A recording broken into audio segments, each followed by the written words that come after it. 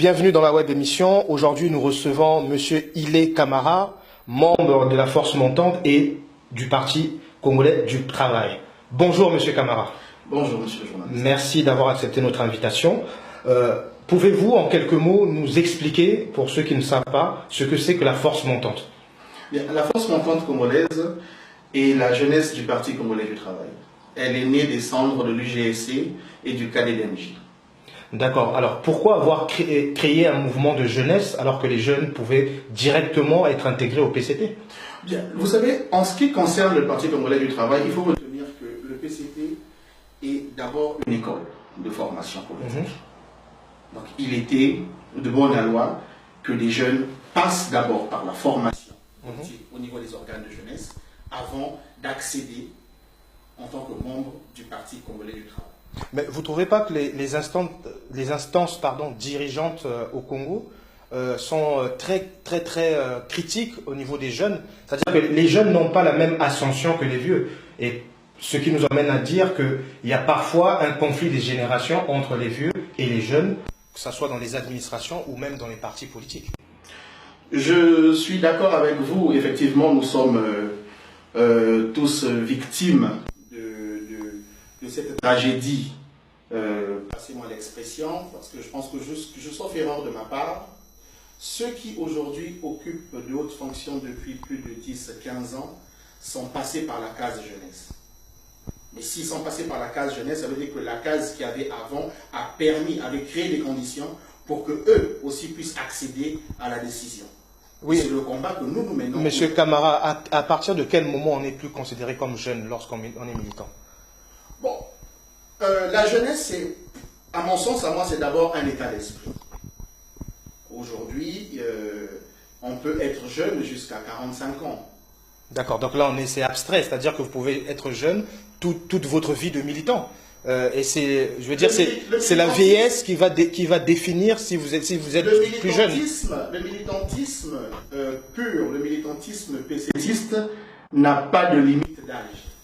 On est militant jusqu'à la fin de ses jours. D'accord. Mais je disais en fait que à quel moment les instances dirigeantes du PCT décident que, par exemple, vous, monsieur Ile Camara, vous n'êtes plus jeune, donc vous passez de la Force Montante au PCT. L'âge requis est entre 18 et 35 ans. Pour être à la Force Montante. Le passage de la Force Montante au Parti congolais du travail. Donc, nous croyons savoir que vous n'avez plus 35 ans. Je sors de la Force Montante. Donc, vous êtes destiné à être membre du PCT de façon pleine, on va dire. Intégrale. Naturellement. Nous attendons la tenue du congrès qui créera les conditions pour notre sortie de la Force Montante afin d'accéder au Parti congolais. Donc le passage de la Force Montante au PCT se fera également avec Juste Bernardin. Il a encore l'âge de rester à la Force Montante. D'accord. Bon, merci pour ces précisions. Faisons un peu d'histoire, mais revenons aux élections présidentielles. Le président Denis Sassou Nguesso sort d'une élection assez contestée, on va dire, dans les couches populaires, dans une partie de la population considère qu'il n'a pas mérité les voix qui l'avancent. Comment cette scission est perçue au sein du PCT? Parce que même au niveau international, certains s'accordent à dire que Denis Sassou Nguesso n'a pas été réélu démocratiquement. Cela me projette toujours dans une douleur immense. Pour quelle raison? Il y a eu une élection présidentielle. Oui, mais qui a connu tous les travers que vous connaissez, monsieur Camara. Il y a eu des candidats qui sont allés jusqu'au bout à l'élection présidentielle, qui ont eu à faire des recours au niveau de la plus haute institution constitutionnelle de notre pays, qui est la Cour constitutionnelle. La Cour constitutionnelle a validé les résultats des élections. Mais en tant que bon démocrate, quand on a eu à faire recours à la Cour constitutionnelle, on se doit d'accepter le verdict de la Cour constitutionnelle. Après le reste, pour moi, c'est du divertissement. Mais, monsieur Camara, vous n'êtes pas sans savoir que la Cour constitutionnelle est taxée de partialité. Mais Vous voyez, c'est à ce moment-là où moi je traite certains acteurs politiques de malhonnêtes intellectuels. Pourquoi aller déposer un recours à une cour constitutionnelle que vous estimez déjà être complice d'un autre camp? C'est pas crédible, c'est pas clair. Donc, selon vous, ceux qui ont fait recours, donc on parle, il faut citer des noms, on parle du candidat Guy Brice Parfait Kolela, n'aurait pas dû faire ce numéro 1 de l'opposition. Pour quelle raison? Après le Parti congolais du travail, le MCDD est le parti le plus représenté sur les Mais côtés de la Guy Brice République. Parfait Kolela ne fait plus partie du MCDD? Mais MCDD à cette époque. D'accord. Aujourd'hui, il est codéen. Mais il était MCDD. D'accord. Mais vous dites qu'il est premier, il est numéro 1 de l'opposition. À cette époque. D'accord. Très bien. Alors, Monsieur Camara, focalisons-nous un peu sur le PCT. On constate, les citoyens congolais que nous sommes, constatons qu'il y a différents courants, si vous me passez l'expression. Certains autour du fils du président de la République, Denis Christel Sassou Nguesso, et d'autres un peu conventionnels, on va dire. Il y a quelques frictions entre ces deux mouvements. Qu'est-ce qui s'y passe exactement? Éclairez-nous. Dans tout mouvement politique, il est tout à fait normal qu'il puisse avoir des branches. Sinon, comment voulez-vous qu'on puisse avoir un débat de contradiction si tous on est alignés dans la même vision? Le débat ne progressera pas, la vision ne progressera pas. Oui, mais le débat se situe au niveau de la succession. Pourquoi est-ce en ce qui concerne le camarade de Denis Christel Sassou Nguesso, on a toujours tendance à vouloir le ramener vers la succession? Donc vous pensez que il n'y a pas de lien? Il est citoyen congolais comme nous tous. Il est de surcroît membre du Parti congolais du travail, membre du bureau politique. Aujourd'hui, il a un point de vue qui compte au sein du parti. C'est tout à fait normal qu'il puisse avoir des partisans au sein du parti qui estiment que sa vision à lui, qui consiste, ne nous voilons pas la face, qui consiste au rajeunissement et à la redynamisation des structures, des instances du parti.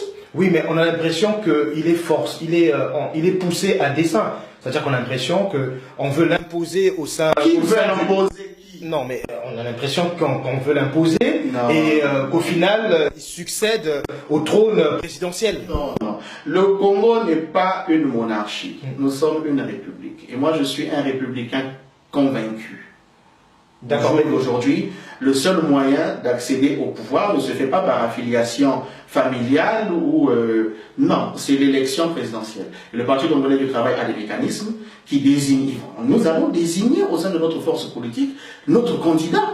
Mais pourquoi au sein du Parti congolais du travail, puisque vous êtes un parti démocrate, pourquoi il n'y a pas une primaire, une élection primaire comme on peut le voir au PS, comme on peut le voir à l'UMP? C'est un débat qui est en cours d'étude en ce moment. Nous allons aller au congrès très prochainement du Parti congolais du travail. Ces questions seront abordées au sorti de là. Je suis sûr et certain que des primaires auront lieu au sein du parti. Dans tous les cas, il est important qu'il puisse avoir des primaires au sein du parti. Le consensus, pour ma part, est une très mauvaise chose. D'accord. Il est important que les camarades puissent désigner celui qu'ils estiment capable de pouvoir porter les couleurs du parti jusqu'à la victoire finale. Donc par le biais d'un vote, en fait, vous voulez dire? Naturellement. D'accord. Donc ça sera, selon vous, hein, après on sait que c'est pas encore arrêté, mais selon vous, ça serait un vote auquel la population pourrait participer? Mais non, c'est un vote interne du parti. Toute la population congolaise n'est pas membre du Parti congolais du travail. Mais en France, ce sont les fédérations, ce sont en France, par exemple, les citoyens français lambda peuvent participer à l'élection primaire du candidat. La réalité française ne sera jamais adaptée à la réalité congolaise. D'accord. Alors, aujourd'hui, quels sont les rapports entre le PCT et les autres partis, on va dire les partis de l'opposition, puisque les informations qui nous parviennent ici à l'étranger nous laissent croire qu'il y a une véritable razzia lorsqu'on s'oppose aux idées du président Denis Sassou Nguesso. On en veut pour preuve les convocations à répétition du coordonnateur de l'IDC-FROCAD, M. Charles Zakari Boao, et on est rattrapé par l'actualité, M. Kalakala, Augustin Kalakala, qui est sur toutes les lèvres aujourd'hui. Qu'est-ce qui se passe entre le PCT, de façon en particulier, la mouvance présidentielle de façon générale, et les partis qui sont opposés à leur vision? Je serais amené à vous poser une question. Est-ce que c'est le PCT qui convoque M. Boao ou M. Kalakala dont vous parlez? Non, ce sont les autorités policières qui répondent certainement à des ordres. Quel ordre? Le Parti congolais du travail est un parti politique. Il n'a pas vocation de donner une instruction à la DGST, au procureur de la République ou encore moins au ministre de la Justice. Mais Monsieur Camara, la justice se fait souvent sur les instructions des chefs politiques, des chefs militaires. Nous sommes Parti congolais du travail. Nous ne sommes pas police nationale, nous ne sommes pas ministère de l'Intérieur, nous ne sommes pas DGST. Donc je serais tenté de vous dire de peut-être faire venir sur vos antennes un responsable de la police, quoique il n'est pas tenu de vous révéler certaines informations. C'est sûr, puisqu'il y a des enquêtes en cours, certainement. Comme citoyen lambda, je n'ai pas accès aux dossiers sensibles de la sécurité intérieure de notre pays, et même extérieure. Oui, mais vous constatez quand même, vous êtes dans le paysage politique, que tous ceux qui sont accusés d'atteinte à la sécurité de l'État sont comme par enchantement des opposants. Donc il y a quand même... Connaissez-vous un seul membre d'une mouvance présidentielle qui peut attenter à la sécurité de l'État? C'est un fait, c'est simple. Aujourd'hui, ce n'est pas possible. Quelqu'un qui est du pouvoir ne peut pas s'arranger à créer du désordre dans le pays. C'est son pouvoir qui l'anime. Oui, mais chaque fois qu'il y a contestation, tout de suite, on est condamné pour atteinte à la sécurité de l'État. Donc ça veut dire que les opposants ne sont pas libres de leur mouvement à Brazzaville. C'est extraordinaire l'image du pays qui est renvoyée à l'extérieur, parce que, sauf erreur de ma part, je suis à Paris depuis 3 jours, mais je suis parti de Brazzaville, j'ai croisé la ministre Mounari qui circule librement. Monsieur Boaodan, auquel vous faites allusion, circule librement. Donc vous voulez dire par là qu'ils ne sont pas menacés? C'est ce que vous voulez dire? Ils auraient été menacés, ils seraient allés trouver refuge dans des ambassades où ils se seraient arrangés à sortir du pays. D'accord. Quand on n'a rien à se reprocher, on se rend à la convocation et on y répond. Mais vous parlez de personnes réfugiées. Ça fait plusieurs mois que M. Okombi Salissa passe inaperçu quasiment. Il se cache simplement parce qu'il a été menacé à plusieurs reprises. Je n'ai pas pour habitude, et encore moins pour mission, de m'initier dans les problèmes de la justice, encore moins de la sécurité de l'État. Donc M. Okombi est poursuivi par la justice. C'est ce que vous voulez nous dire? Je n'ai aucune information jusqu'à ce jour d'une quelconque plainte déposée à l'endroit de M. Okombi Salissa. Alors pourquoi est-il recherché alors? Parce qu'il y a eu... C'est vous qui le dites. Parce que nous suivons tous les médias, le ministre de la Justice, le procureur de la République n'ont jamais fait état d'une poursuite quelconque contre le ministre Okombi Salissa. Et pourtant, il a reçu beaucoup de visites à son domicile, de personnes avec des véhicules sans plaque d'immatriculation, avec des cagoules. Nous sommes là, nous virons là peut-être même dans la spéculation, parce que ni vous ni moi ne pouvons prouver ce que vous dites, nous n'étions pas là. Oui, mais vous savez qu'à ce jeu-là, ça veut dire qu'on finirait par ne plus croire en ce qui se passe au Congo-Brazzaville. Il est mieux de s'appuyer sur des actes avérés avec des preuves matérielles. C'est plus sage pour nous tous d'ailleurs. Alors, Monsieur Camara, donc selon vous, tout se passe bien au Congo-Brazzaville? Il n'y a pas de problème, il n'y a pas de trouble, il n'y a pas de pression policière sur les opposants? Le Congo-Brazzaville, comme tous les pays du monde, connaît des moments de difficulté, des moments de bonheur. Il ne peut pas être rose partout. D'accord. Nous avons nos problèmes, nous avons des situations sécuritaires pesantes dues au comportement totalement, vous me passerez l'expression, un comportement terroriste. Vous faites allusion à qui exactement? Au pasteur, j'enlèverai l'appellation pasteur Toumi, à M. Bitsangou Frédéric. Qui fut membre du gouvernement. Donc ça veut dire qu'au Congo-Brazzaville, les terroristes, on les met au gouvernement. Vous voyez que là, vous venez de me donner, à moi, membre du PCT, que vous avez tenté de malmener tout à l'heure, la possibilité de vous prouver que le PCT est un parti ouvert. Le président de la République, la nation congolaise, a tendu la main au ministre Toumi, en prenant part à la gestion du pays, afin de mettre un terme définitif aux affres de la guerre. Oui, mais le ministre Ntoumi a expliqué à plusieurs personnes, et sinon dans certains médias, toutes les difficultés qui étaient les siennes lorsqu'il était au gouvernement. Il a passé quelques années au gouvernement et en quelques années on va dire, de fonction, il n'a quasiment jamais rencontré le président de la République. Est-ce, selon vous, le meilleur moyen de travailler, main dans la main? Il était ministre à la présidence. Il n'était pas membre du gouvernement. Oui. Il était chargé des questions des séquelles de guerre. Son titre m'échappe un tout petit peu. Maintenant, après, s'il y a des questions qui peuvent être tranquillement gérées par le directeur de cabinet du président de la République, en quoi le contact avec le président de la République est une obligation pour mener à bien sa mission? Il n'y a pas d'obligation, mais lorsque vous appartenez à un gouvernement, et à l'époque, on n'était pas dans la nouvelle constitution, oui. Le président de la République était chef du gouvernement. Non, mais je vous ai dit tout à l'heure que le ministre Ntoumi n'était pas membre du gouvernement, il était ministre à la présidence. C'est un titre honorifique, mais qui ne faisait pas de lui un membre à part entière du gouvernement. Donc il ne siège pas au Conseil des ministres. Cela explique toutes les difficultés qu'il a eu à rencontrer la personne qui lui a tendu la main. Les difficultés dont il parle n'existent que dans sa tête et dans la tête de ceux qui le suivent. Je vous l'ai dit tout à l'heure, qu'il y a un directeur de cabinet, il y a un secrétaire général à la présidence. Vous êtes ministre à la présidence.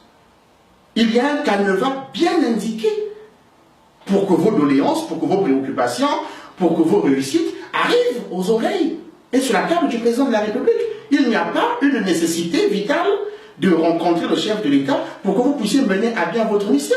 Alors, si on peut avancer, que vous inspire, la situation actuelle dans le pool? Parce que certains disent, donc le clan que vous représentez, que Frédéric Binsamou, alias Pasteur Ntoumi, est un terroriste. D'autres disent qu'il est simplement en légitime défense. Mais dans l'histoire, c'est la population, les populations du pool qui trinquent. Quel est votre regard sur cette situation? Je l'ai dit très récemment que ma femme est du pool. Mes 4 enfants sont du pool. Donc je ne peux pas me rendre complice d'une quelconque tuerie orchestrée ou organisée par je ne sais qui et je ne sais pour quelle raison. Ce qui se passe dans le pool est extrêmement regrettable. Mais je m'en prendrais beaucoup plus à la population qui souffre, mais du pool, qui souffre, mais qui est également complice. Qui est complice, qui protège. Parce que vous n'allez pas me dire que les fameux ninjas, miliciens ninjas, terroristes, sont tombés d'un arbre. Selon vous, qu'est-ce que la population aurait fait? La dénonciation. Ou devrait faire. Mais vous êtes en France, les services de police en France fonctionnent à 90% par dénonciation. Mais là, vous parlez des services de police. On parle de la population, M. Favre. Mais la population fait quoi ici en France? Quand on voit quelqu'un de suspect, il y a des numéros qui passent à la télé. On vous dit, dans les écoles, moi j'ai mes enfants, je vois, on leur dit quand il y a quelque chose de suspect, vous allez vous dire ceci, vous dites cela. Ce travail a été fait dans le pool. On a demandé à la population. Donc selon vous, la population est coupable et mérite ce qu'elle vit dans le pool? Ah, je ne pourrais jamais dire que la population du pool, ou qu'une quelconque population du monde mérite ce que subit le pool en ce moment. D'accord, alors que faire pour sortir de cette situation? La seule et unique chose à faire, c'est de procéder à l'interpellation sans délai du groupe terroriste mené par Ntoumi qui se cache, qui se terre dans les grottes du pool. Alors comment procéder à l'interpellation de M. Ntoumi alors qu'on envoie des militaires, on envoie des hélicoptères, on bombarde et on tire? Mais vous pensez que si Ntoumi était armé de calibre 12 et de fusils de chasse, on aurait eu besoin d'utiliser des hélicoptères ou on aurait eu besoin de déployer l'armée? À un moment donné, il faut qu'on puisse arrêter de faire ça. Vous confirmez que Ntoumi est vraiment armé? Je n'ai pas à le confirmer. Projetez-vous seulement sur les images qu'il y a sur YouTube du moment des négociations, quand le gouvernement est allé rencontrer le pasteur Ntoumi. Vous avez vu le nombre d'hommes armés qui avaient autour de Ntoumi? Et selon vous, comment Ntoumi procède-t-il pour avoir toutes ces armes? Mais lesquelles sont aujourd'hui avec le pasteur Ntoumi. Reparlons dans l'histoire. Ce sont les anciens miliciens du président Feu Bernard Colémas qui ont puisé leur armement dans les attaques des postes de police et des casernes militaires. Ces individus, mal intentionnés, au moment du ramassage d'armes, n'ont jamais restitué leurs armes. Ça, c'est votre vision de la situation, mais d'aucuns pensent et confirment que Ntoumi est armé par le pouvoir de Brazzaville pour générer une situation d'instabilité, pour occuper les Congolais sur des questions pas du tout fondamentales. Est-ce qu'on est sérieux quand on raisonne comme ça? Est-ce que vous pensez aujourd'hui qu'avec tout le sérieux qu'a le président Denis Sassou Nguesso, il peut aujourd'hui créer des conditions pour que l'image de son pays puisse être celle qui est répandue en ce moment à cause de la crise du pool? Ce n'est pas correct. Ça, c'est pas correct. En gros, quelle est la situation? Vous qui êtes au PCT, quel est le regard du président Denis Sassou Nguesso, puisqu'il s'exprime très rarement sur les questions de cette nature? Qu'est-ce qu'il pense de la situation dans le pool? Mais la pensée du président de la République est la pensée du garant de la sécurité nationale de notre pays. C'est un retour sans condition au calme. Le président Sassou Nguesso a toujours œuvré pour la paix au Congo et partout dans le monde où il a eu l'occasion de pouvoir le faire. Oui, mais ce que le président Denis Sassou Nguesso, certains pensent, et je me fais leur porte-parole, puisqu'on est dans le cadre d'une émission, ils pensent qu'il est ambivalent. C'est-à-dire qu'il a de bonnes intentions lorsqu'il est à l'étranger, mais lorsqu'il est dans son propre pays, il ne manifeste pas le même intérêt pour la recherche de la paix au Congo. Mais, et ça, vous pouvez quand même le reconnaître, monsieur. Non, mais ça me fait rire, parce que je me pose la question de savoir, je vais prendre le président de la République, le mettre dans le cadre d'un responsable de société, qui lui-même, dans sa société, va créer des situations qui vont faire couler sa société. C'est pas suicidaire, non? C'est la question que nous vous posons. Donc, pour moi, vous avez la réponse à la question. Ce n'est pas possible. Le sang des Congolais coule et quelque part, les gens seraient en train de festoyer. Pourquoi? Ceux qui tombent dans le pool, vous pensez qu'il n'y a que des ressortissants du pool? Je vais vous dire, par exemple, que j'ai un cousin à moi, l'Iquoyen, Bomitaba, sergent, qui est tombé au pool. Donc il n'y a pas que les ressortissants du pool qui subissent ce qui se passe dans le pool. Il arrive à un moment donné où il faut qu'on puisse arrêter de vouloir maquiller cette affaire-là. Nous avons affaire à un forcené qu'il va falloir aller récupérer, tout simplement. Alors, vous parlez des personnes originaires du pool de tout à l'heure.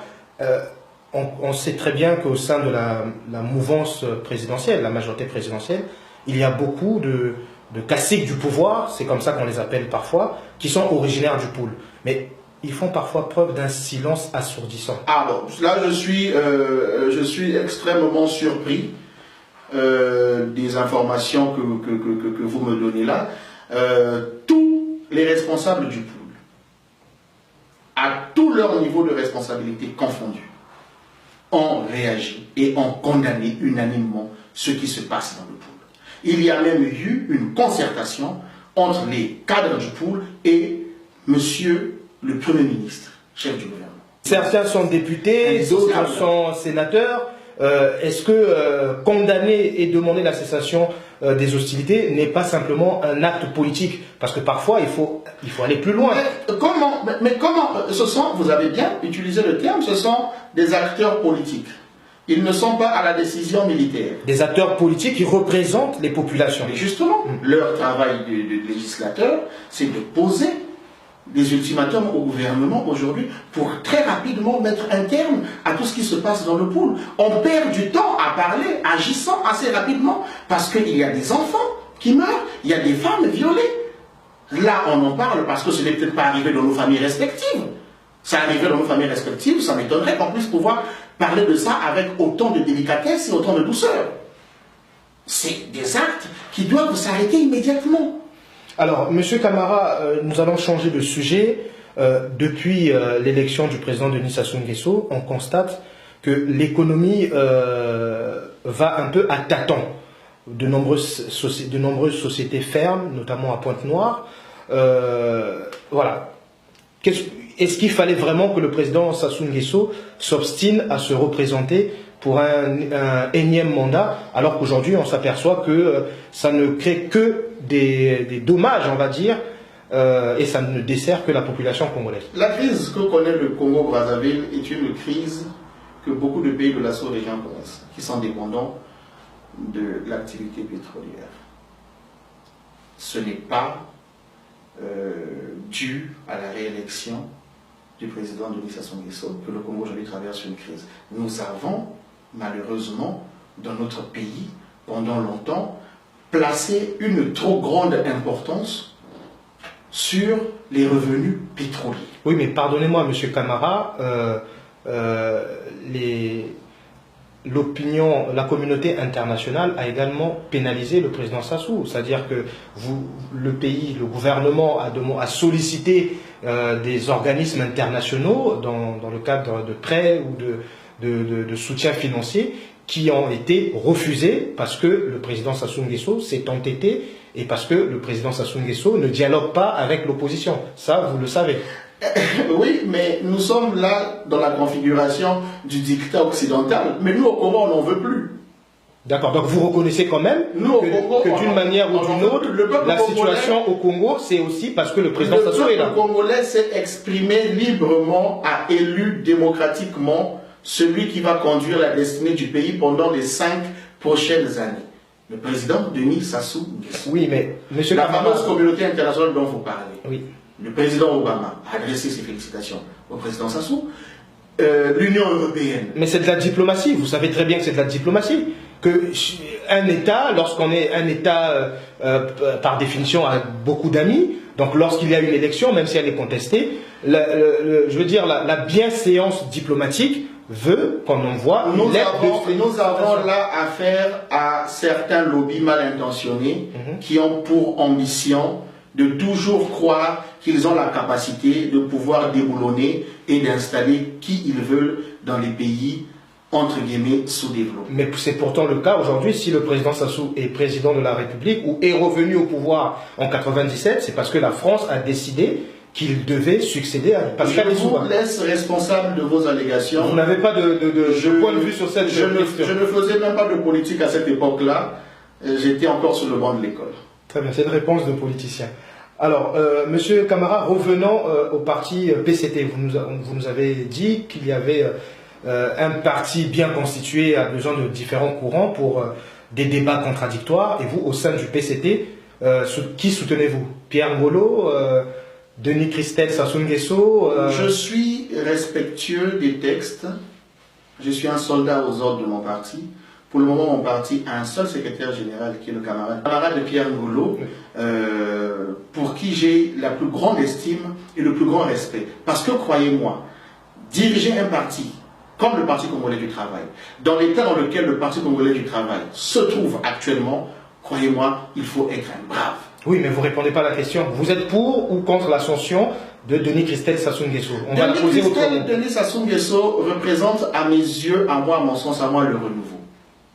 D'accord. Pourquoi? Il est aujourd'hui, pour moi, en ce qui me concerne, l'un des camarades qui a le plus la capacité de pouvoir faire arriver à bon port le dynamisme que nous voulons voir pour notre parti congolais du travail. Mais le camarade Denis Sassou Nguesso n'est pas candidat, sauf erreur de ma part, au poste de secrétaire général du parti. Oui, mais vous croyez qu'il peut, faire évoluer votre parti, mais ces chiffres au sein de la SNPC, Société d'État qu'il dirige, ne sont pas très bons. Donc quelqu'un qui n'est pas un bon manager dans une société peut difficilement être un bon manager. Il n'est pas président, directeur général de la SNPC. Il a quelqu'un au-dessus de lui. Et les chiffres dont on parle, aujourd'hui, tout le monde s'arrange à donner certains chiffres sans pourtant nous apporter des preuves matérielles de ces allégations-là. C'est de la manipulation. Je n'ai à ma connaissance aucune information concordante qui me mènerait à penser que le camarade Denis Christel Sassou Nguesso est la personne que vous essayez de me décrire là. Moi, je connais un vaillant camarade, dynamique, avec une vision une vision de renouveau pour le Parti congolais du travail et pour le Congo, à laquelle j'adhère à 100%. Le reste, c'est du domaine du privé. Réel ou factice, je ne me mets pas là-dedans. Très bien. Donc nous arrivons quasiment à la fin de notre émission. Monsieur Camara, focalisons-nous un peu sur vous, votre personne. Vous êtes un homme politique. On sait qu'au Congo, l'année prochaine, en 2017, du moins le parti, vous allez nous confirmer l'information, prévoit de faire des élections législatives. Est-ce que vous serez candidat? Je serai effectivement candidat à l'élection législative si j'ai l'approbation de mon parti. Et je pense aujourd'hui que la jeunesse congolaise la jeunesse responsable, doit obligatoirement s'inviter, ne plus attendre d'être invitée. Elle doit s'inviter à la table de la décision pour que nous puissions ensemble, nous-mêmes, mener à bien la destinée de notre avenir et la destinée de nos enfants. Parce que qui mieux que les jeunes savent ce que les jeunes attendent. Merci, Monsieur Camara. Ça sera le mot de la fin. Merci à vous. Merci.